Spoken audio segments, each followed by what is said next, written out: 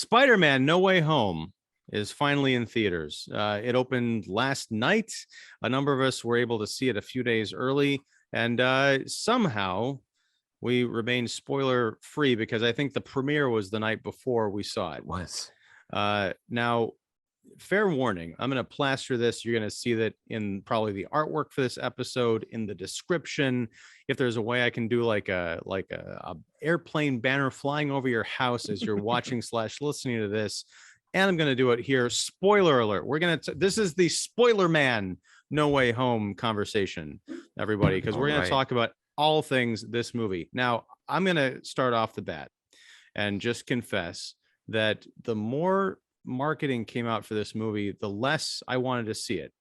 That last trailer, I was telling Mark, the movie man, who could not join us because he has not seen it yet, but he will next week, that the last trailer they put out that I saw was sort of the anti-trailer, because I feel like it gave away way too much and none of it looked interesting. And I felt like I knew exactly where this film was going to go. And I wanted no part of it, especially that, 2 hours and almost 40 minutes.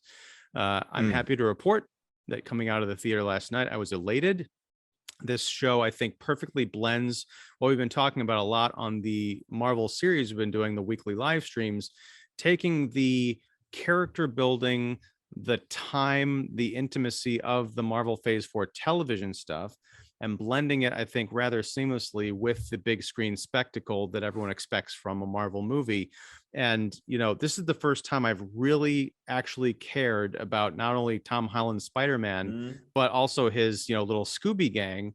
It's also, I think, the first time where we've gotten something resembling in this era a Spider-Man movie. He doesn't have Tony Stark. He doesn't have the other Avengers really helping him out. And the one Avenger that he does kind of associate with is indisposed for a good portion of the film. That's not to say he doesn't have help from other very interesting corners. But before we get into it, I do want to introduce the panel. We have David Fowley of Keeping It Real.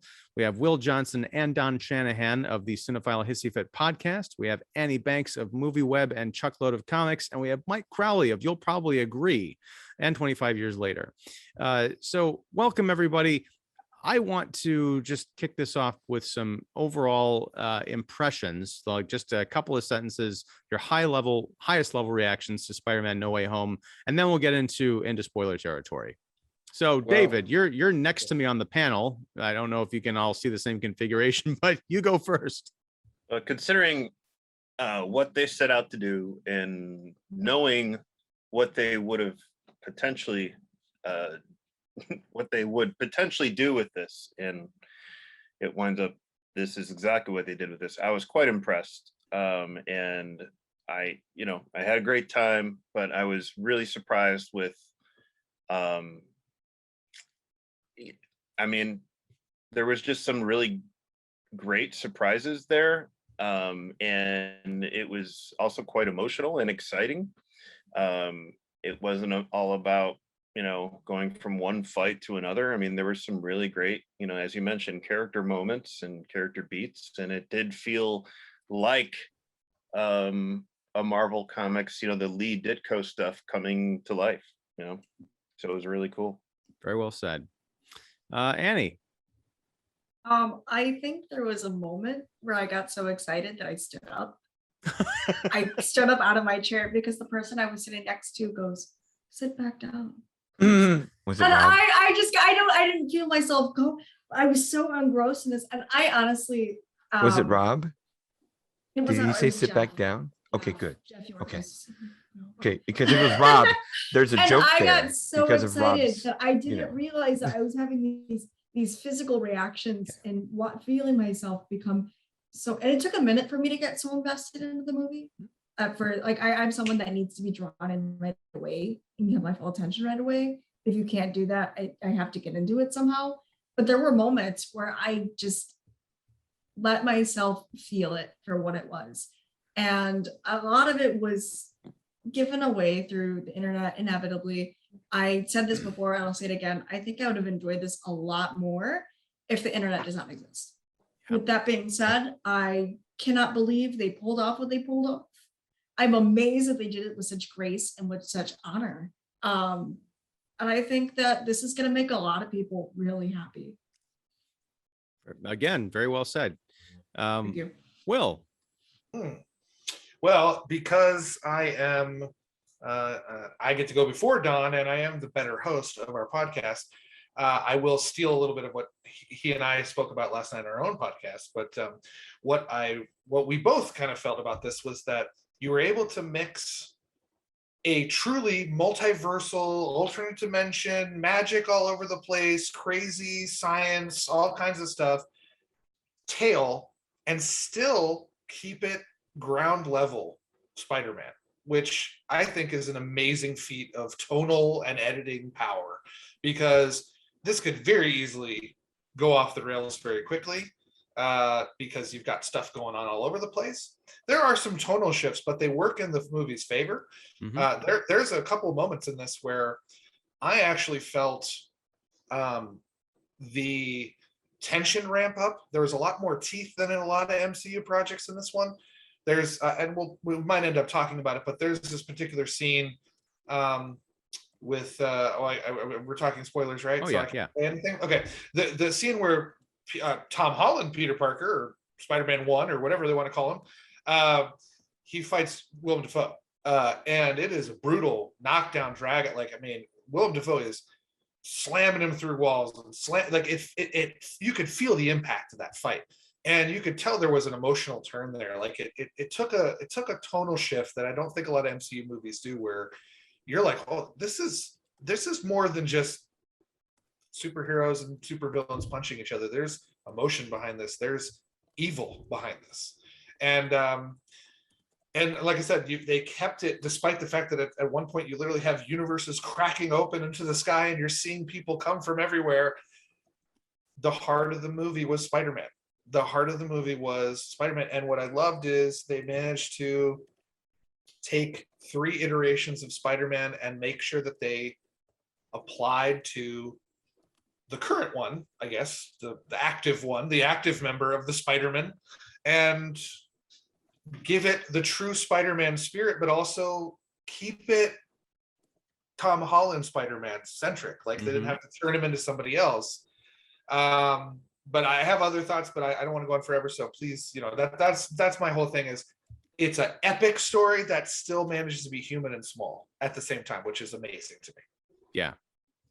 Again, you're all just killing it with these high level thoughts. So, Don, as the other half, not necessarily the better half. I'm not going to say it. Okay. Well, here's a question. You guys usually do one side versus the other. Was this one of the were you guys kind of coming together on this one? I mean, we had a lot of commonalities when we recorded in our episode will drop today as well. But I did take the second hater slot because I came into this thing, and it kind of segues into where I'm going. I came into this thing with absolute doubt in the whole wide world, and voiced it more than anywhere else here in the kicking the seat realm of our Marvel shows and our roundtables after MCU movies, where all the prognostication of what this multiverse thing was going to be and how this all got cracked open.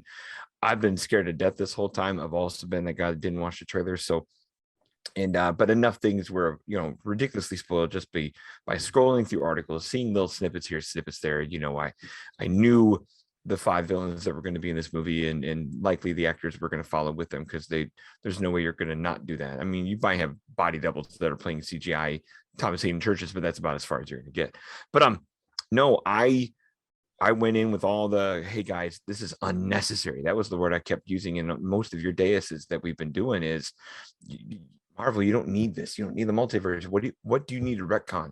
You made a very ideal universe of great things. Why fuck it up? And to screw it up just for fun's sake, for the mistakes we harp on DC for making. Because look at DC, and I saw a joke this past week where DC has taken this long to make the Flashpoint movie. In that amount of time, Marvel has done what, 3 movies and 5 shows that all did a far better job than likely whatever Ezra Miller and Michael Keaton are going to do together. But the fun part for me is coming out of Spider-Man No Way Home is I get to say it in front of all you guys. I was wrong, and I'm okay with being wrong. I love the bowl of crow I get to have today, and because I'll echo the sentiments of the rest of the days here. They pulled it off, and they pulled it off with with creativity, and they pulled it off at the same time with what Will talked about that we shared was like this stayed a Spider-Man story. It never left New York. Yes, there are fissures in the sky and implications that have far-reaching things, but at the end of the day, it's just all about molding and honing down the good and the bad of Peter through all these different layers and pieces that slam up into him. But this was a really good Spider-Man movie that just happened to have implications farther than that. And I was so happy to be wrong. The only place where I'm still scared, and I guess this is advancing all the way to the end of the possible show, is when this movie makes $16 billion, and Marvel's like, gosh, that multiverse thing was really cool. Let's just keep rolling those dice and doing it again. Like, then you will get carried away in retcon and go too far and too much, because what if kind of already went there? Doctor Strange looks like it's going there, and that's my residual fear is like, okay, this worked, and it worked because it's Spider-Man. And Will and I talked about this last night, where Spider-Man's Marvel's number one world, third world, fourth world country hero, where you go around the world, show a picture of Spider-Man, some kid's going to know that just like they know the Christian cross and the Superman S. So you can get away with a lot because it's Spider-Man and everybody loves it. Like the default setting is love. It's going to be a harder sell when it's Guardians of the Galaxy you're screwing with, Doctor Strange you're screwing with, some lesser character, or you bring back Iron Man for shits and giggles. Like, it's going to get a little too carried away. So as long as because this movie ties itself up perfectly nicely, that don't go back. Don't go back to the well. Just keep drinking from the one well and stay there. Yeah. Don't make 7 of these, make 1 of these. Nice. Yeah. All right, Mike. Well, the thing I really liked about this movie is that despite that it's about the multiverse and all these things opening up, it's scaled back, as Will was saying and some other folks. And its final conflict is centered around Spider-Man's flaw, which is his rage. And he has and now that we're talking spoilers, this movie, it was fascinating how Spider-Man had a mentor figure through all the other Spider-Men. And it didn't feel cheap or anything like that. None of the cameos. So like, oh, we're doing this for fun. It's like, no, wait, these characters exist in here for a reason. And that reason is that this is a film about redemption, right? And in a sort of fourth wall breaking way, it's like, hey, we know these other Spider-Man films didn't work out, but we're bringing these guys back, and these Spider-Man learn from their mistakes, just like how we do. And we're kind of introducing that in the script. Structurally, the film is it weaves between humor and drama, and this film goes into some very dark places, and yet it's almost seamless how it does it. Then aside from that, it's a movie where I rarely have this happen. I said this, I think, on the reactions that we were doing, sort of our hot takes in the theater for my show afterwards. I rarely imagine a movie in my head, because if I do that, it's sort of like the movie itself says, like, always be ready for disappointment, so that you don't actually feel it when it happens. But this was one of the only times in my life that I could think of where I pictured a movie in my head, and it actually was that film. The way that each Spider-Man says, hey, you know what? I know you lost this person. I've had an Uncle Ben. I've lost him. Hey, I lost Gwen Stacy, and I know what you're going through. And having that sort of therapy and that intimacy through a movie that's supposed to be this huge multi-million-dollar blockbuster, it's quite fascinating to see it. I don't know if they're going to be able to pull it off again. And to Don's point, maybe they should just use this as an example where you can have a lot, but scale it back and focus on the characters, because that's what matters in the end, are the characters, not so much all the big crazy action, but what it means. And that's why people are really going to love it in the end. Yeah, well said. The one thing I think, the spoilers that have come out now, I only knew about Doc Ock and Green Goblin, and then later I heard about Electro. I didn't know that and I think maybe I saw the Lizard, but it didn't really register with me. I had no idea Sandman was in this thing. But I will say, right, I was surprised. All the talk has been around Andrew Garfield and Tobey Maguire coming back. Are they in the movie? Are they not in the movie? How much are they in the movie? Mm-hmm. I think we talked about in one of the Hawkeye episodes recently. I was convinced that they were going to show up and either just be there for the big fight at the end, or there's going to be like a cameo, like, oh, hey, look, it's, I'm Peter Parker too. But what I think is great, even if you know that these actors are in this movie, you're kind of not prepared for how important they are to the movie and how much weight they carry. This movie has a lot of parallels to, this is my second favorite Spider-Man movie. Mine too. Yeah, after Spider-Verse. After Spider-Verse. And I think I don't count that one. Nice. Don, what is your favorite Spider-Man movie? The hell? Spider-Man 2. Are you just trying to make Oh, wait, no, wait, he makes, we're talking about Sam Raimi's Spider-Man 2, yeah? Yeah, Spider-Man 2, Sam. Oh, okay, then that's an Spider-Man exception. 2. I thought you said the Spider-Verse. Oh, I just don't put the animated one just in the same list. Oh, no, that makes absolute sense. Yeah, okay, absolutely. That's all. The only reason why it's not at the top. So yeah. No, I put totally. Yeah, I definitely put misunderstanding. Totally, yeah. Okay, cool. I put Spider-Verse. Tell that to my podcast partner. I put who's over there Spider-Verse plotting my demise in the same mix. And I feel like there's these great little connections between Into the Spider-Verse and this movie, just at least thematically. You've got the alternate universe Spider-Man coming and interacting with Miles Morales in this film and Peter Parker in this movie, young Peter Parker, and kind of helping to bring him back from a dark place. Into the Spider-Verse, it was more like self-doubt and, that kind of teen angst. Here it is the death of, Aunt May, which really plummets him into kind of the abyss.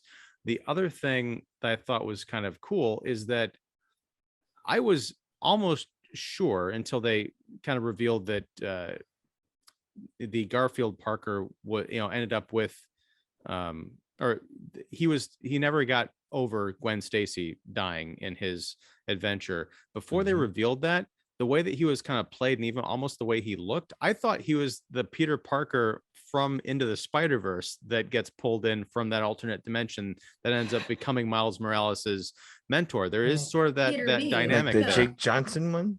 Jake Johnson is Peter Parker.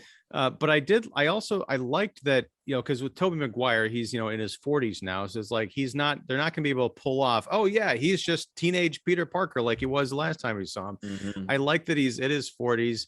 He's got, he's with MJ in some capacity, but he has this kind of world weariness. He's been doing it for a long time. And this is the closest that I've seen in all of these movies, something I've been dying for. And the last time we saw it was Into the Spider-Verse. I want to see Spider-Man, Peter Parker, the man, the guy who is, we're not going to just reboot this and he's going to be in high school for the next 45 years. I really dug it. And I love the comedy. I love the emotion. I love that they all had to help each other figure this out.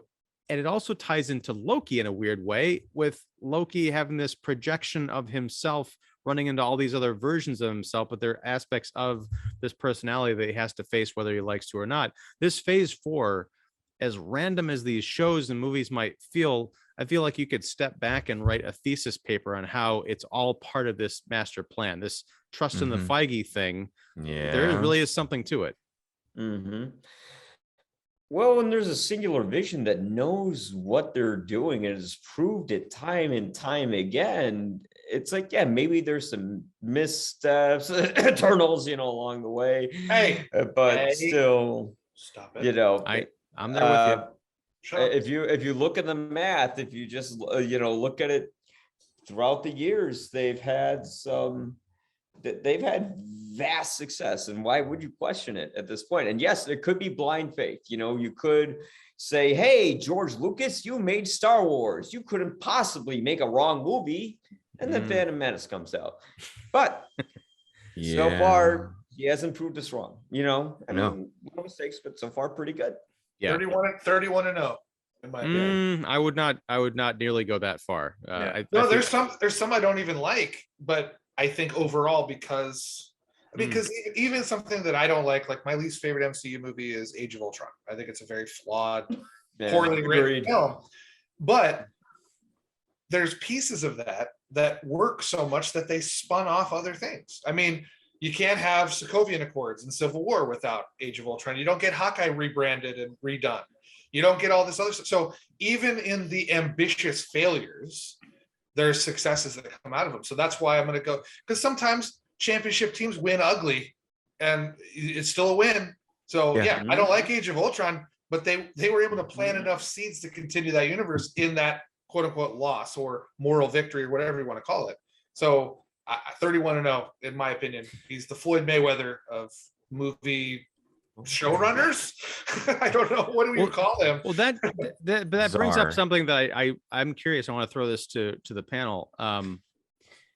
Does this movie make the other Spider-Man films, the Raimi versions and the Matt, or is it Mark Webb who did the Garfield? Yes, sir. Okay. Ironically, yes. Does it redeem those films at all? Because I'm going to be the one person on earth who really, I only watched it once, but I really liked The Amazing Spider-Man 2. Me too. But that's, aside from, I mean, I had to kind of forgive the whole like goofy Electro as Edward Nygma from Batman Forever thing. But I really liked the whole, Gwen Stacy thing. I just thought there was like that last moment where he just couldn't save her. I thought that was kind of beautiful. Amazing. But I also like that in Jamie Foxx, the way he plays Electro in this film, it's almost like an alternate universe of that alternate universe where he's not the nerdy guy. He kind of comes into his own. He's not only absorbing a new kind of power because technology has, we've got like 5G towers everywhere, but he's also got, he's kind of a cool guy in this reality. He doesn't want to let it go. So I feel like there's taking elements from The Amazing Spider-Man 2, and this is like the fitting bookend. Like if this movie had been that movie, the tone all over, I think it would have been considered almost a masterpiece. For everything, I totally agree with you, Ian, because I'm a Spider-Man 3 defender. I like Spider-Man 3 in the Raimi verse.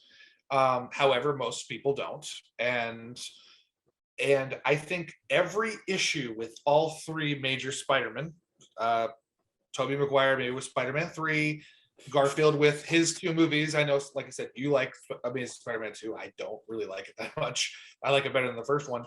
And then the Iron Spidey kind of thing where everyone thinks he's a Tony Stark thing. They address all 3 of those. I'm not going to say correct because there are defenders of those, but it's almost like Feige thought, if it's all going to exist in the same universe, let's give a proper send-off to these other 2, and let's do a little bit of a course correction on the current one. So in the end, it's almost like I went into it, I think I was telling Don this, or I was telling somebody, like, I went into this, I want to rewatch the Amazing Spider-Man films because I have a whole new appreciation for Andrew Garfield now than I didn't before, because his performance is so nuanced. It's like you said, he comes in, he's kind of goofy, which is kind of like his Peter Parker character in those movies, but we also get that level of dimension because he's doing that to mask the pain. That's a Tony Stark move, like in Iron Man 3, where he covers it up with jokes, and there's pain underneath those eyes. And you're getting that dimension, and you're getting some of the stuff that maybe wasn't in those movies. So I feel like it not only corrects any issues, if anyone has any, I do a little bit with the Tony Stark Peter Parker, but it fixes the other 2 too. It's amazing how they do that. I don't know how they did it, but they do it. But even like the Tobey Maguire one, like, if our last image of Tobey Maguire was the Spider-Man 3 debacle in many ways, defenders aside, if our last image was whiny puss Tobey Maguire, to see him come back the way Ian described him as the world-weary veteran, I've been there and I've done that kid, veteran presence Spider-Man, if that's his swan song, and if he would have died at the end of this movie, like it was this close to him doing that, that would have been a great send-off for that whole thing, because he is at that age where maybe he is done, and to see and knowing, and with all the dimension swirling things, if Toby gets to this point and says, I got this kid Tom over here doing the Spider-Man thing, and if I could teach him a few things and turn off his rage in time for him to not grow into what the other of us have become, and to do that, if it means my life, go ahead. And that would have been amazing, But it redeems both movies for sure, absolutely. Yeah. And I tell you what, go watch those 2 Mark Webb films, and the nuance was always there. It just is amplified now. Don, going off of what you just said there, do you think that kind of reflects itself in that one scene where Toby and Andrew meet Tom for the first time, where Tom is absolutely distraught and having this breakdown on the roof of his high school, and he's just, you can feel his heartbreak for him. And these two guys are there, and we see Tom at his most vulnerable. I think this is the most I've ever seen of Tom acting as an actor. I want to see this outside of the MCU. If he could do it inside of it, he could do it outside of it. Yeah. And I want to see more. I But knew. I think that's. Go ahead, David. No, go ahead. Sorry. I You was say gonna say, I think cherry, that- I'm going to laugh at you because that's I'm not not. gonna say cherry. He no. had it in Hey. him. But I think that in itself sets that emotional appeal up and really redefine, because it took a little bit for the movie to find its tone. I think it started to set in at the end of the first act, the beginning of the second act, where that cheesy humor that's always there fades away, and there's something more serious setting in. I just saw on Twitter that was Willem Dafoe doing all of his own stunts. Of course. Get out of here. Yeah. That's awesome. Well, So that age 66, that's cool. That was Wow. what's That's cool. ultimatum. he insisted on doing that in the original Spider-Man too. He insisted on doing that in the original Spider-Man. He was like, such a cool guy. he's- But I think that moment defines this. I kind of wish that this was Tom Holland's last movie. Well, for Marvel, so I wish that would have been his swan song. okay, David, and then I want to throw it to Mike. Well, I mean, when I first saw Tom Holland, it was in The Impossible, and I was just like, this kid's amazing, and I can't wait to see more of him. And I mean, it's been really cool to see him. We have what, 5 movies with him as Spider-Man now, and it's crazy to think that like he's the character's gone on these off-world adventures and everything, and he fought alongside the Avengers and all this gee golly adventures and everything. Yet this is the story where he's forced to grow the most. Yes. And this is great. I mean, we have a kind of reverse Uncle Ben moment. We have amazing. which is very poignant, and I'm so glad that we never saw a Tom Holland origin story, like Tom Holland, Peter Parker origin story. How many times I equate the amount of times we've seen, Peter get bit by the spider to the amount of times we've seen, Bruce Wayne's parents get mowed down in Crime Alley. It's like, come on, how many times we got to see pearls flying in the air and all this stuff? Come on. Yeah.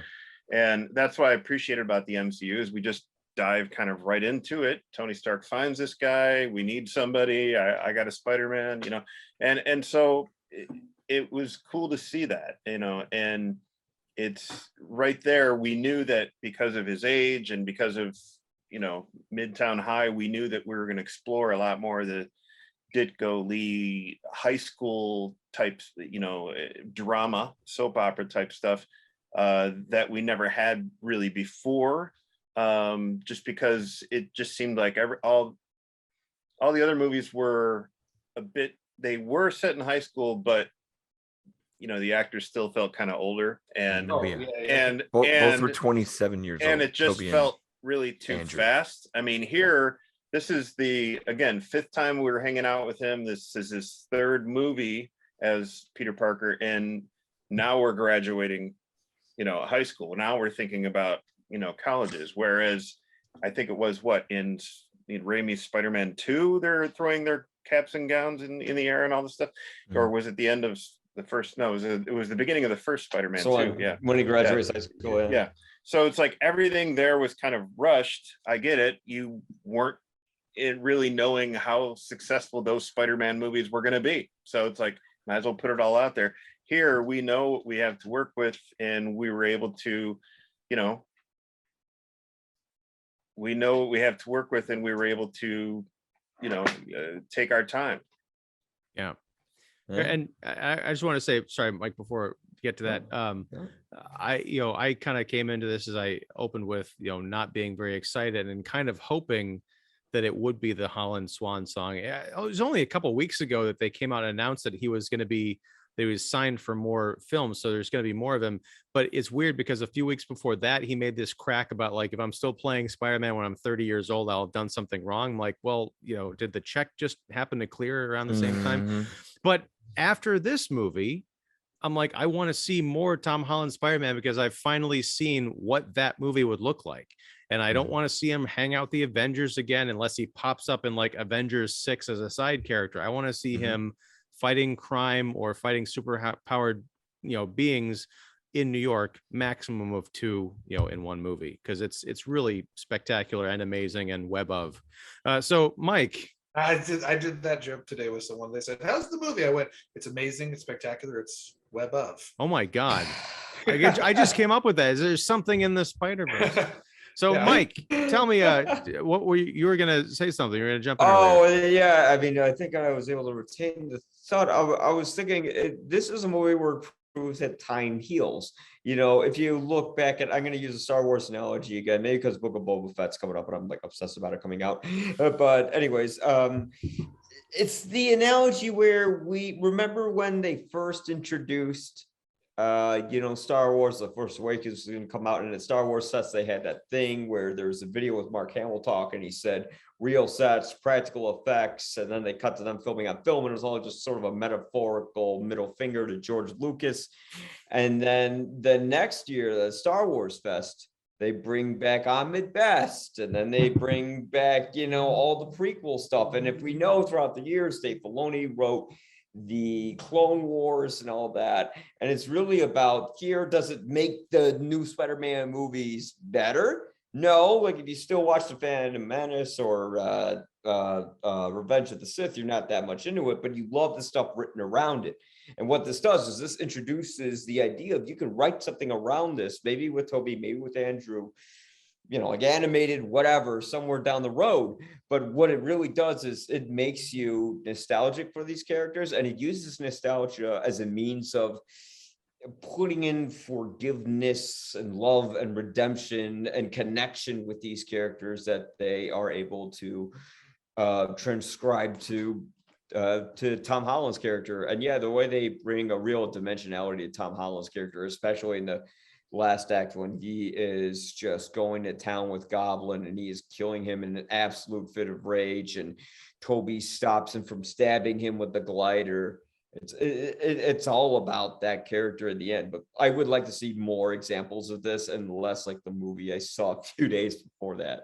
Well, I know exactly what you're talking about. I haven't seen it yet, but yeah. And I won't spoil it for people who are going to see it. But I'm glad that you brought up nostalgia, because for all the reasons I hated Ghostbusters Afterlife, I loved this movie because it has substance to it. Right. It's not just, oh, look, toys. Right. Yeah. But the creators are smart. They know not only the touch points, but they know why those, characters, iconography resonated with audiences and made this, multi-billion-dollar franchise. And they said, okay, we're going to pluck this. We're going to do something with it, something new, something that nobody's expecting. I guarantee, for everybody who thinks they know everything that's going to happen in this movie, I was telling Mark, because he was worried about being on social media and seeing spoilers and headlines, I don't think that you can spoil what this movie is in headlines. Even if it says, emotional movie with Tobey Maguire and Andrew Garfield, you still don't quite have a grasp of what that, what you're going to be feeling by the end of this movie. It's something special. This is the template for how to do nostalgia right. Oh yeah, it's like you were saying. I mean, as everybody knows that knows me, I hated Ghostbusters Afterlife with a passion. It's my least favorite film of the year, because at the end when Bill Murray and Dan Aykroyd and everybody shows up, and they don't feel like the characters from the first two movies. They feel like cardboard cutout. Like, hey, check this out. This is what you wanted. Whereas this, it's like the minute Andrew Garfield shows up, the minute Toby shows up, like the way that they present them, the way that they give them depth, and the way that they let them be involved in the story, it pays tribute to them, it focuses on their strengths, not their weaknesses from the previous film series, and it just makes them involved in the story. It does not feel like a tack on to say, look at this is really cool. Remember these guys? Yeah. It stays. It's almost like those movies never ended. It's truly connecting the universe. I mean, it's hard to believe that you could say a movie from 2002 is now part of the MCU, but it kind of is, and that's an amazing feat in itself, you know. Yeah, I mean, Will there. Oh, please go ahead. I was just going to say, we're seeing a different aspect of the characters that we're familiar with from the other movies, from the villains to the two Spider-Man. And I was really impressed and surprised by what they did with, I would say, at least 3 out of 5 of the villains. I mean, you know, Lizard and Sandman kind of short shrift. I understand when you have that many, that's understandable. And, you know, what are you going to do with a talking dinosaur anyway? But, you know, I really appreciated the fact that, I mean, it made me realize why Defoe, Molina, and maybe even Fox said, yeah, I'll do this, because there's a lot more to go back to, you know, in revisiting these characters. And, you know, I really like the idea and the material that they're using now for these characters reinforces and emphasizes who Peter Parker is, which is so cool, because it's like, you know, Doctor Strange is like, well, if they die, they die. And Peter's like, what? No, I don't agree with that. And it's like, we know what Tom Holland's Peter Parker doesn't know. We, the audience, knows what we know what these villains are capable of. Right. But I love the fact that at his core, Peter Parker would want to save these people. You know, and especially this Peter Parker, because he doesn't know them. Now, you know, once we have the Maguire and Garfield come in, yes, they have experience with them, but I love that still the emphasis is on, you know, yes, Aunt May reinforced this, you know, belief system in him, sure, but he also grew into it here, and in all his experiences, you know, that are grounded and off world, in and of himself, this Peter Parker wants to help people, wants to save people, and he wants to use his brains to do it, not just his rage or his fists or whatever, or his powers. You know, I mean, one of my favorite scenes in this is when we see all of them working in the lab together. I love it. I have a question, and this is, we haven't really, again, if you've gotten this far in the episode and you haven't seen Spider-Man No Way Home, what are you doing? Yeah. But we haven't really talked about the central plot, which I think the trailers have done an amazing job of not giving away what this movie's actually about. You know that there's characters coming in from the other dimensions, but what happens when they get here? I made the assumption that it's just going to be a bunch of big, boring fight scenes. Ooh, it's the glider and the goblin bombs. Ooh, it's Doc Ock, whatever. How are we going to get out of this? But there is an effort, as David was kind of alluding to, of trying to reprogram or fix the mistake or the accident of science that caused them to, you know, go insane or, you know, become sand people or whatever. It, you know, works to varying degrees. But my question is, we find out that these characters were zapped from their realities into the new reality, in many cases at the moment of their death, at least in terms of Electro, and I know and Otto Octavius. I don't remember if they talked about what happened with Goblin or Lizard or anybody, but my question is, at the end of this movie, they all kind of get like blipped back to their reality. Doctor Strange kind of puts everything right. So the question is, with Doc Ock cured, does he go back and does he still drown? Does he go back to the moment he left? Does he go back a few minutes before? Does he go back? Does the Peter Parker that met him in this reality and knows that he is now good, do they go back to the same reality, or is there a new kind of separate pocket dimension that opens up because there's now, you know, there's still the evil Otto Octavius? So does he go back? Does he have the knowledge? And if he does have the knowledge, if Peter Parker is in the process of like shoving, let's just say Goblin blipped out right as he was about to get that glider through the stomach. Now, actually, because if you go back to that first Spider-Man movie, when he gets the glider through the stomach, Defoe has that look of surprise on his face. I wonder if now it's like, right. I wonder if he, like, at that moment, that expression was, oh, I don't really get a redemption, even though I've been cured now. I'm still gonna die. Yeah, it is. The Goblin thing was very interesting because it was clear why or when Electro and Otto Octavius were, brought back in. But it's like, okay, was this, before, that whole final battle in the first Raimi Spider-Man movie? Was Norman pulled out way before that final battle? Yet still within that storyline. And the other interesting thing too is, like you mentioned, we kind of get this, stubbled, world weary Maguire Spider-Man. You get the idea that, okay, this Goblin is still alive, but it seems like this Maguire Peter Parker has had a lot of years being Spider-Man for a while. So it's like you almost have plucked them from different timelines, yet from the same universe. So it was. I was because wasn't that's the confusing part, but wasn't the spell is what got the villains in, and then Ned, the 6 spells that opened up Ned brought the timelines. Parkers in. Yeah, that's what I'm saying. But like, so obviously he had something different going on because his was just a normal portal. So like, how the hell did that work? Yeah, he's just like finding Parker. Yeah. You got one villain, but he found you got one villain who Parker. didn't die either. Like Sandman left and was didn't fine die. at the end of Spider-Man 3. So when you pluck him, Well, the other thing though is those portals that opened up, those Peter Parkers were wandering around this MCU reality, so they weren't plucked from their alternate dimensions because they were aware of, like, I've been in this weird version of New York and nothing makes sense. But my question is though, how does this, and I wonder if this plays into Multiverse of Madness, and it's been a while since I watched the Raimi Spider-Man films, but what happens to Peter Parker if he ends up becoming best friends with Norman Osborn because Norman Osborn is cured? He doesn't die. What is his relationship with Otto Octavius?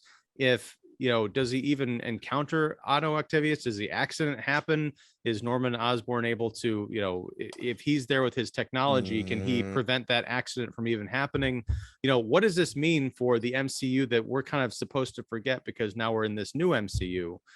I don't know if we're meant to ask these questions or if this plays into that multiverse. Well, they do explain that in Endgame. Actually, they say that anytime there is and this is what the variants are, that anytime that normal pathway is interrupted, it creates its own pathway. So there's probably still the universe where Green Goblin got impaled, and then there's going to be a split one where he's now cured and he's still alive, and now there's a split one where Doc Ock didn't die. Like, it's super confusing, but that is the technical explanation they made an Endgame for. Yeah. But this is what I was getting back to earlier. So like, if the whole point is like Peter does not want to send these guys back because they're destined to die at the hands of Spider-Man. So it's like, what if we could fix that? But if what you're saying is true, they can't fix it because they're going to be sending them back to, if they do fix them, they're going to be sending them back to a new pocket universe, but there's still a version of them that dies in the original canon. I actually think that's kind of the point of the film, and then the Aunt May stuff is what triggers that as well. And actually the Spider-Verse movie touches on this as well, is that there are certain things, and I actually, What If did this too with the Doctor Strange episode where he can't save Rachel McAdams. Oh, there are certain things that are fated to happen no matter what fixed points in the universe. Like, even though Peter Parker, Tom Holland didn't have an Uncle Ben moment that we've witnessed, he still has the Uncle Ben moment in his universe with Aunt May. So, and that was the commonality between the three that brings them together in an emotional way. They say, I had Uncle Ben, I couldn't help him, it was my fault.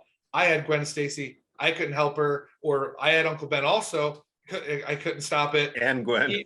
And Tom Holland couldn't stop Aunt May from that. Like, there's just certain things in any universe that I think that's the point, is that you can only do so much to, like, prevent fate. Like, you can't stop fate, I guess. I know it doesn't get super deep into fate, but I think that is kind of the point. It's like, I think he's kind of saying, yeah, maybe he'll go back to die, but yeah, even if it is a split universe, he gets a chance to live as the person he could be. So it's more about saving the soul, I think, than saving them the moment they die. I think it's more of a spiritual kind of thing, to be honest. But with Do you. you think it's like a redemption type of thing? So they had that one more shot at life? Absolutely. Yeah, compared to being spoiler. like, oh, that sucks. You're gonna die. Back you go, you know. Yeah, but Well, at least you die a nice honestly, guy. For a Yeah. hot minute, I told Mike too. When Tom Holland was beating the shit out of Willem Dafoe, I was like, I want to see him kill him. I want to see that rage take over. I want to see him do this. I want to see that glider go through his chest because it felt a little too tame for a minute. Mhm. Especially looking back at like the Homecoming fights or Homecoming or Far From Home fights where you have these illusions and these mass hysteria illusions. Yeah. And then you have Vulture absolutely ready to take out. Vulture is about to kill him. Like, Yeah, he's about to kill him. And I wanted to see something like that, especially with Jon Watts' ability to create these fights on screen. I wanted to see that happen. And I think it's super ironic that they're on this shield in the Hudson Bay. And he's Yeah, just what a- going. it He's reminded just me. going. Did anyone else think of the John Walker scene in Falcon and the Winter Soldier when he picks Yeah, up? yeah. I was thinking the same thing because he picks up the glider and I'm like, oh, we're gonna get the John Walker moment. Except the difference is, and I don't know if you're saying that's a cop out, Annie, or not, because you wanted to see it happen. But I think in the end, he's gonna do it. It's the other aspects of his being that stop him from doing it.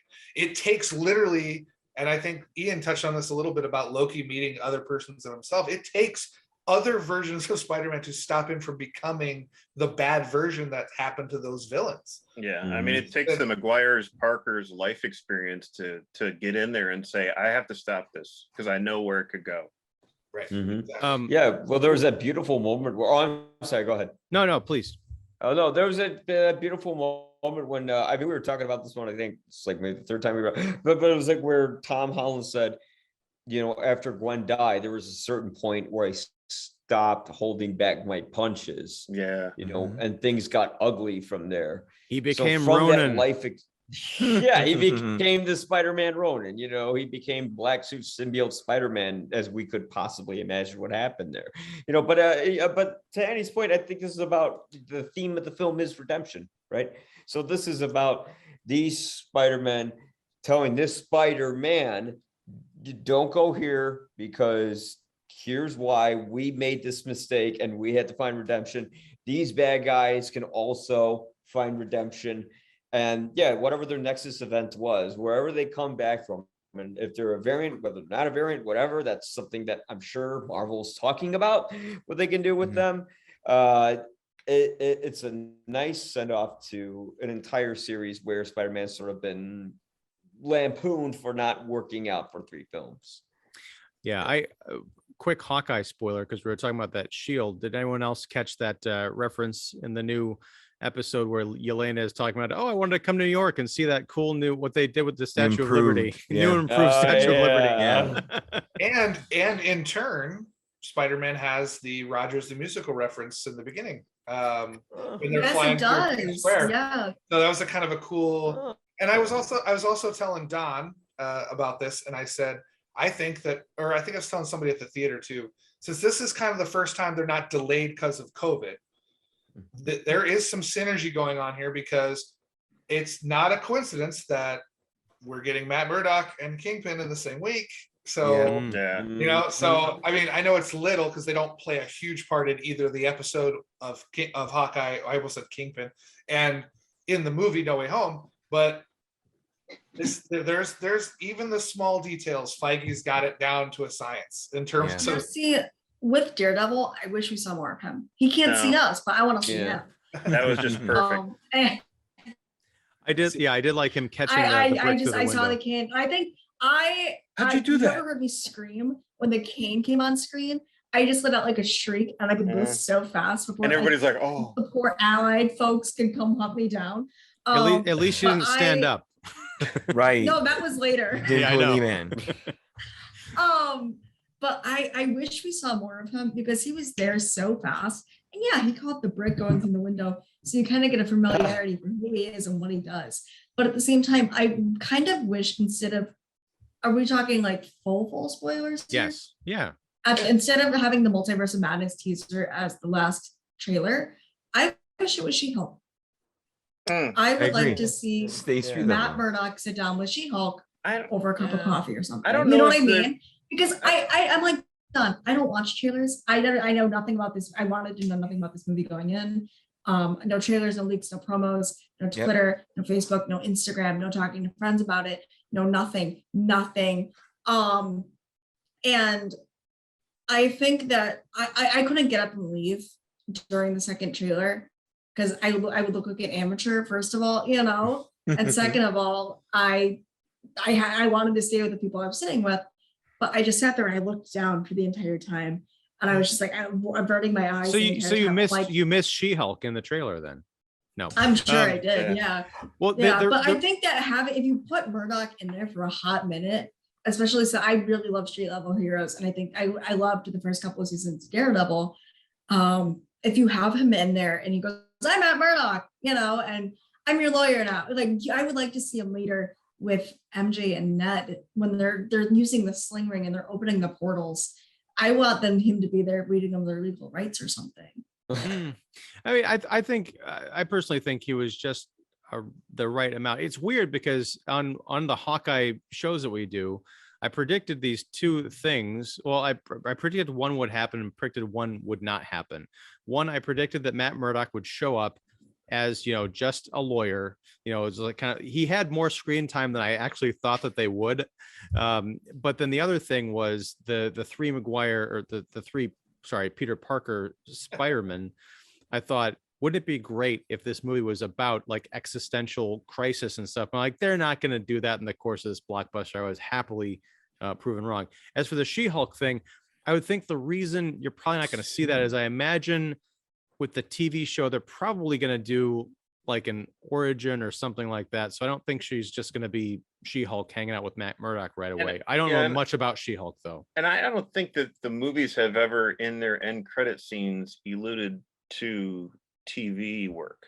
No. It's There has just been other, No, that's just just- other movies. However, that does, I do want to ask the panel about that. I want to ask the panel about this, and I was talking with Don about this last night.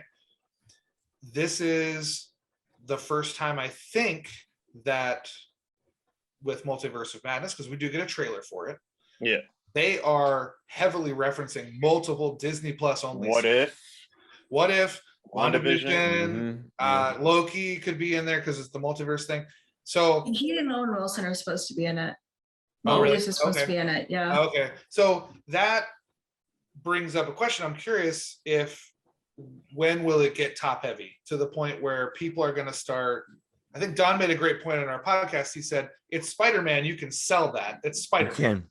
But Doctor Strange, and you're Hard to asking sell. me to back up, you're asking me to go to, 3 TVs. I mean, obviously I would do that because I'm insane, but there's the average viewer. Like if that's my dad, I'm like, okay, Dad, let's go see Multiverse of Madness. Oh, by the way, I need you to watch the full season of Loki. I need you to watch the full season of WandaVision, the full season of What If. Well, Doctor Strange from again- 2016.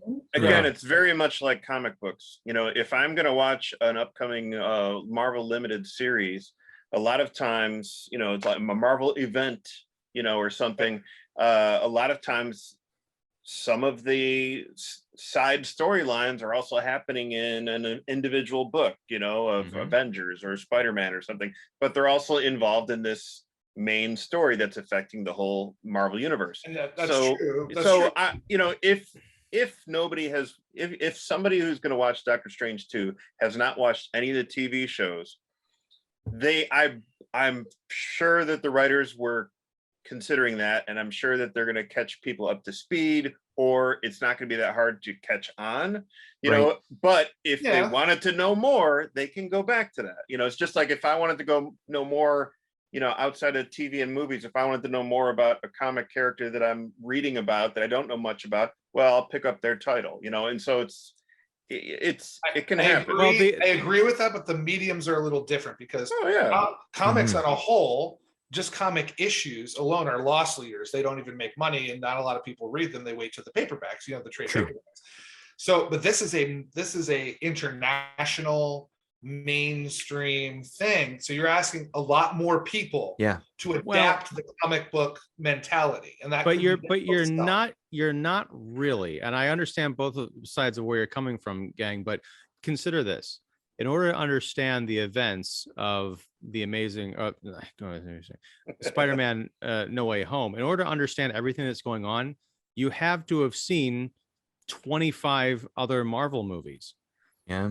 And that's just the ones from the official MCU. You're asking them to go back 22 years or so Garfield, to watch the Sam Raimi ones, the Andrew Garfield ones. So that's a lot of homework. But also, if you're talking about the Disney Plus stuff, that's more down to marketing and promotion to say, hey, if you want to see this movie, because people are used to binging television. You know, when a new show drops, they will watch 6, 8, 13 hours of something new, whether you're talking about Falcon the Winter Soldier, WandaVision, Loki, What If, you could do that in a weekend.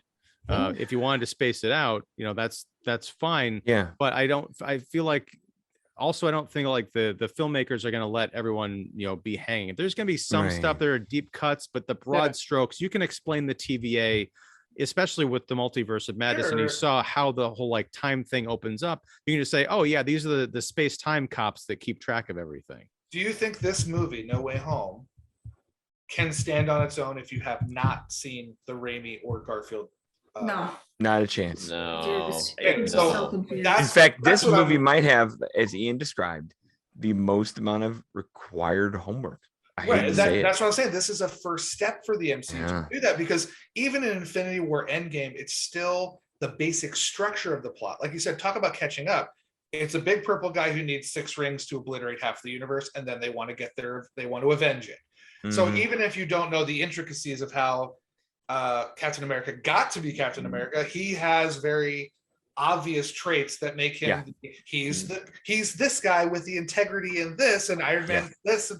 So I think that they've been able to avoid this up till now. However, we're starting, the reason why I'm worried about the Doctor Strange 2 thing is because, like Don said, you can sell this with a Spider-Man, because the likelihood is that everyone probably saw the Raimi stuff because it was a huge smash.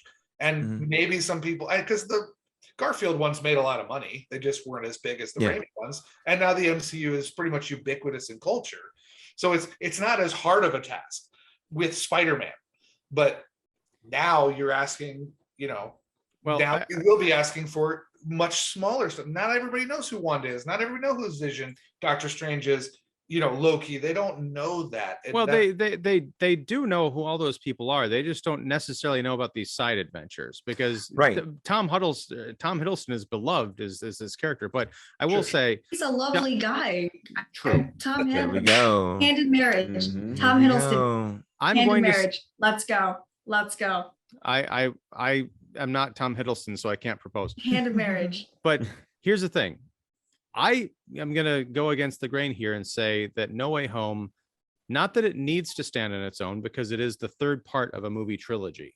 It's kind of like you're not going to go see, well, you could see Fast and the Furious 3 without seeing 1 or 2. It doesn't matter. But you're generally not going to go see movie title part 3 without having some familiarity with it. But I think this movie, you could watch it having never seen another Marvel movie before, because as tight as this script is, there are bits of hand-holdy dialogue, like, oh, there's these other villains coming in from other dimensions that other versions of Spider-Man have killed.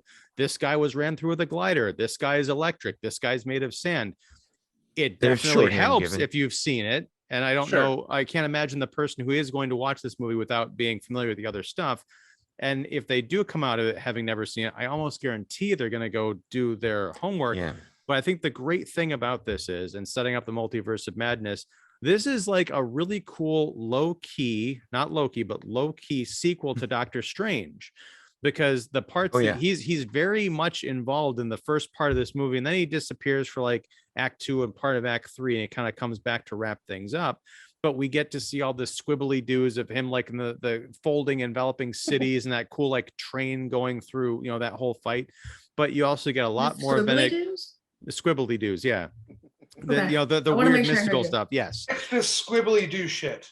But Is but that, you get it's a Two B's and Ooh. Squibbly Doo? Let me Can we please it- Scooby-Doo this shit? Thank it's you. it's 6 B's. Yeah. Then they But- changed it in the trailer from crap to shit. Yeah. That's true. That's how you know this is a serious movie. Yes. Yeah. You can turn But no, crap to but you We're shit. get- using our adult language now. Yeah.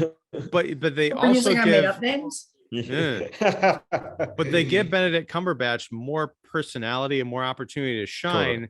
They make him into more of a leading man. So by the time that trailer shows up, and Annie, you didn't miss much because I was kind of I was bummed out when I realized, oh, we're watching a trailer that feels like it was kind of cobbled together out of the stuff that they've shot, which doesn't Yeah. seem to be much. It's like Back to the Future 3's Yeah. trailer. You know, like, oh, Yeah, it's see, the West. that's Here we really go. concerning Yeah. because they made a note of saying that they needed to make significant reshoots on Strange Mhm. 2. And with Michael Waldron being the screenwriter after how Loki ended, Yeah. you know, I think I think really would that's- like to see some madness. Benedict Cumberbatch came forward and someone asked him, like, what was it like? And he's like, I don't even know if I'm in this movie, man. Like, I feel like I'm not even there. And Wow. he knows that he's Yeah. physically in it, but he's like, this is no longer a Doctor Strange story. Oh, Which is very alarming to me as a Ooh, Doctor boy. Strange fan. He's more of a side piece in his own sequel, and that horrifies me Yeah. because There I have want to been- see Sam Raimi do a horror Doctor Strange Mhm. that's going to be weird and wild, you and know, bizarre, thanks. and mind bending. And Th- if you thanks have for to go reminding me. back, Well, I was gonna say thanks for reminding me that was Sam Raimi because now I'm even less impressed with that trailer because watching it, I'm like, I don't see Sam Raimi anywhere in here. In fact, I don't I see did. I don't see a I did. multiverse. I don't see madness. I just see like it I looks see a lot kind of of glamour pedestrian. shots. Yeah, it looks kind of To answer Will's question, when they get top heavy is the next movie. It's Mm. going to be multiverse. It's hard You to- know, because and you the were and the thinking other part of the homework is, well, Will and I also think that Doctor Strange is in this movie purely as a plan to get to the next movie. You know, you could have anybody Spider-Man ask for help, and the multiverse has already been cracked elsewhere by Loki. Like if those fissures opened in the sky without Doctor Strange and a busted spell, we would buy it. You know, we could, because we've all seen the end of Loki, where like shit's out there and swirling around. Who's to say if a few fissures don't open up and out comes Molina and Defoe and all the things, and Well- we realize it from there. You don't need Doctor Strange. It's nice and it's cute. Well, and it's Now fine. going back on that though, That- when Ian was talking about like all the cosmic battles and all that, Yeah. especially the one thing that struck me about the subway scene where we have Strange and Peter One facing off on the subway while they're just like zooming through these dimensions, which was sick as hell. First of all, that was so cool. There was a moment where a part of me was like, okay, now Tom Holland is going to go to the front of the subway and he's going to do this. Nah. Oh, And boy. I was so excited. I kept watching. I was like, okay, so he's gonna just spread you on the front of the subway, and that's gonna be it, you know. And Yeah. I kind of said, okay, now I he's wouldn't gonna put go. it past Now them he's I gonna know. go. because they did the "I am somewhat of a scientist myself" joke. No. Yeah, they did. No. I love that. They I did. mean, I think That Strange was is good. in here. That was very good. Strange is in here Good. for a reason. It's mainly because this is it's the logical go-to for this Peter Parker, because who else does he have? You know, I mean, Like all the And Avengers honestly- he met are gone. Peter And and Quill back honestly, in space. you know, down Tony's the dead. street around the corner is the Sanctum Sanctorum. So it makes Yeah. sense. And if anybody can, you know, take this away like that, Yeah. you know, Oh, it's obvious why he's there. I get Doctor it. Strange, you know, and I love the little, you know, thought process where we see the like dangling little Dracula thing and it looks like Stephen Strange and okay. And And oh, it was this- that's a really nice segue into introducing him. yeah, it was like a little Um, light Yeah. bulb thing and it was a light, you know. So Did it was Benedict funny. Cumberbatch look weird to you guys? Well, Always. I mean, we I mean, mean, meet him. Very He's in, manufactured. he's in a he's in a Tough-looking guy hoodie, anyway. you know, With the and- wig that he had on, the hairline was weird, yeah. and Always his looks eyebrows bad. were filled in such a funky way. And I'm I've looking at how never, I'm like, I was what's different about him? I don't know. It was just like I've the never foundation that minded- they used.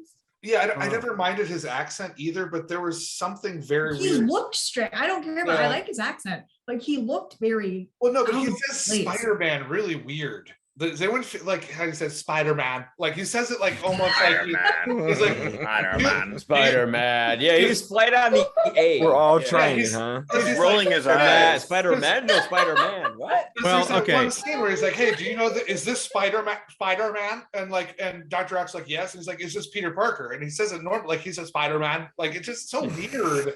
I don't know what's going on. Like if he had peanut butter in his mouth or something. Yeah. Probably that coach wasn't there that day. It's not peanut butter. All right, so gang, we've reached the part of the spoilers where we're talking Oh, about boy. what fans can expect to see in terms of Yeah. Cumberbatch accents. So I think we're just going to leave it here.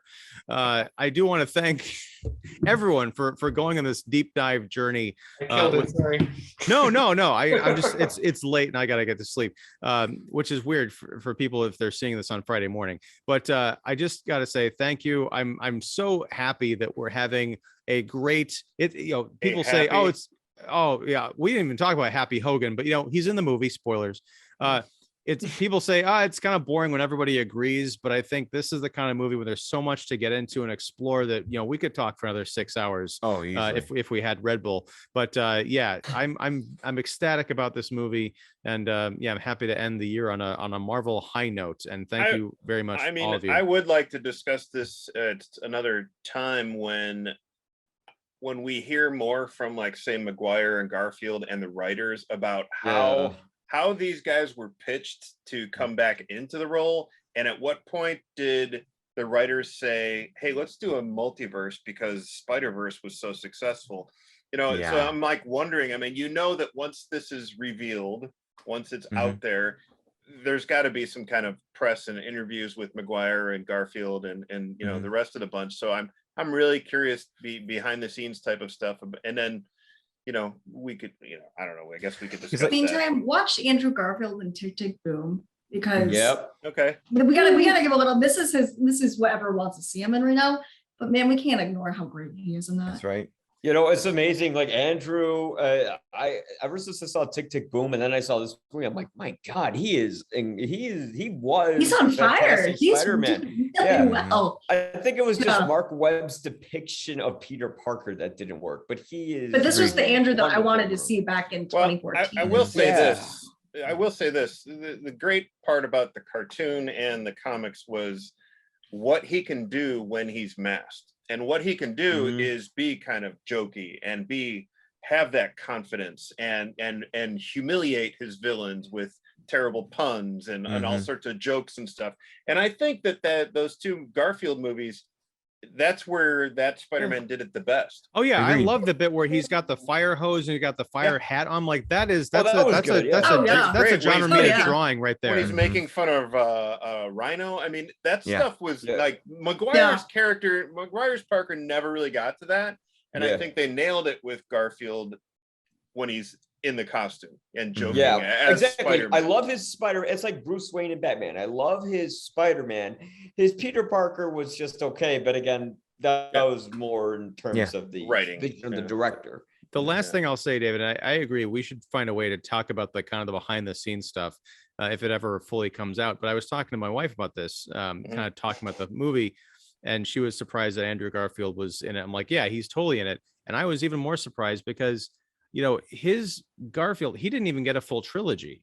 And there was a lot of criticism of him in that role, fair or unfair, that I could see that he's no longer just Andrew Garfield. It's kind of like Robert Pattinson is no one thinks of him as Twilight guy anymore. Yeah, I mean, he's made a Scorsese movie. I mean, right. But I mean, well, no, but I'm saying like, it's no longer the first to, you can love him as, Edward or whatever. But I'm saying he's ridiculous as Edward. Yeah. But what I'm saying is it's no longer like, oh, he's the guy, he's the sparkly vampire. I'm sure Andrew Garfield. He's got all kinds of stuff. Yeah. Right. But Andrew Garfield has had a great career after this, doing some really great parts. I can see it being a tough sell for someone to come and say, hey, we really want you to come back and play Spider-Man. And him thinking, oh, really? The last time anyone talked to me about being Spider-Man was how much I sucked. So we've there's a story. You're right. It's interesting that you mentioned that, because I kind of observed that shift in fan behavior over the last year. Rather, people like, oh my God, wouldn't that be wild if they came back? And then I got a meme of a cat dressed as Matt Murdock, and it's Cat Murdock, attorney at Claw. So where's that button? I don't want to be cynical. Everyone saying Andrew Garfield, we're sorry, and the world owing Andrew Garfield an apology for just being unfair or unfair, because I can nitpick that Mark Webb all day, but I can also pick some things that I really like. I don't want to be I think that him being able to come back and have everyone really cheer him on for personal reasons or for his own professional reasons. Yeah. This movie is going to make a lot of people really, really happy. I think it's Yeah. the Brinks truck personally going beep beep, back up into the driveway, please. Yeah. Oh, totally. Thank I you. mean, Thank you. Yeah. I mean, I don't want to be that cynical, but Right, I mean, but I'm sure it was kind of like, hey, we want to redeem you, but also here's $900 million. So Yeah. But Here's Yeah. how there's- but there's here's a how difference. bulletproof Disney thinks they are too. Like we're gonna want to go do homework the way David's talking about, and they're not gonna care that we're gonna want to go over to Netflix and watch Daredevil and Punisher and other stuff. They're like, go ahead, go over to Netflix because we're right here with all the stuff you want. Yeah. well, I Like, would just go say, ahead. even if Garfield did get a ton of money for this movie, which I'm sure he did, it doesn't feel like it's not like Ghostbusters Afterlife, where you get Bill Murray's like, yeah, I'll put on the frickin' backpack and Mhm. point it did at someone. nothing. He Like this is Harrison Ford and Skywalker. I'm not Yeah. gonna say, but I'll do them. He wanted to die on that bridge. He did. Oh yeah. No, we're He talking about was Rise so of- ready. We're talking about We We Rise of wanted to Skywalker. die Yeah, the years last ago. one. Before that. But Garfield Skywalker. Garfield gave one of his greatest Yeah. performances, I think the best he's ever been as this character, Mhm. in this movie, Oh, and yeah. he certainly didn't have Yeah. to. So all When he right, talks about Gwen. Oh, yeah, and I love the bit where he That was saves great. MJ. Love it. So great. You Oh, knew and it was going to I- happen, but I still felt like and she's like, "Are you okay?" And he's like, "Yeah, but we know why he's crying." He's That's what's so crying. beautiful I'm about him. crying. He's You guys crying. next to me are I'm crying. crying. You know, I I wanted wanted them to kiss. I wanted them to kiss. I was like, let's Hello? have. I was like, let's have No. Zendaya. Like, What's Nah, that would've store? been It's like Really kissing your weird. uncle, dude. What's that store you opened at the show with Hot Toys? Go over there and get something to kiss. All right. Oh man, that is are you talking about like hentai land? But Wow. anyway. And on that What note, the hell everybody, is happening? Yeah. What? I just The- want Zendaya to kiss. This is Andrew how the Garfield. multiverse opens up. This Yeah. is the madness. That's weird. yeah, you This- want Yeah. Zendaya to Everyone- kiss Andrew Garfield. Well, anyway, okay, everybody, Get your thank you. dolls together. Uh-huh. We're gonna. Yeah. Are they just gonna bring back old man? Maybe. Never mind. Actually, We never found out where all the fluid shoots out of, but anyway, thank They you, did everybody. make a I'd like joke to about know- that. They Yes. did make a joke. Yes. Yeah. Oh, boy. All right. Good night. I'd like I to love know you still. all. Thank you very much. Go see What a- Spider-Man. If I'm saying you already have seen Spider-Man, Mhm. you know, Go see it again. otherwise What shame are on the you guys. Avengers? Spider-Man. Nice. Give Marvel the money. Spider-Man. No way. We're in the money. We're in the money. See you, Spider-Man. Hey, honey, let's go see Spider-Man on the way home today. No, it just sounds like a malfunctioning robot. I can't. Yeah. I can't anymore. I gotta find my own And way scene. home. Bye. Spider-Man.